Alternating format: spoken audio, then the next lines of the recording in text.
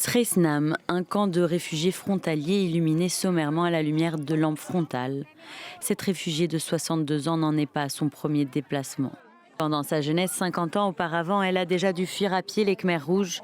Elle s'inquiète de nouveau pour ce qu'elle a dû laisser derrière elle. J'ai fui de nombreuses guerres dans le passé. C'était plus facile pour moi de m'enfuir quand j'étais plus jeune. Chaque fois que les autres partaient, je pouvais partir aussi.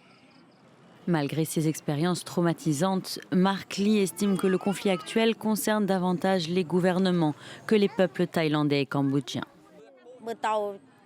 Beaucoup de jeunes villageois travaillaient en Thaïlande et ils considèrent les Thaïlandais et les Cambodgiens comme des frères et sœurs. Ils n'ont pas de problème entre eux, ils s'aiment. Côté thaïlandais, même cas de figure, les civils sont également pris entre deux feux. Mais il y a des tirs maintenant, non? Oui, on entend clairement le bruit. Tu as peur?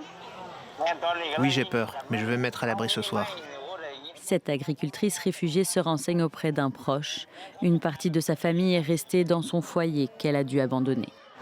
Je dors à peine.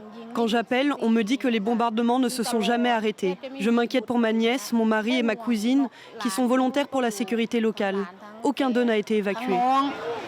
Les conditions de vie sont désastreuses. Des familles entières s'entassent dans des tentes de fortune et survivent tant bien que mal grâce aux collectes de dons.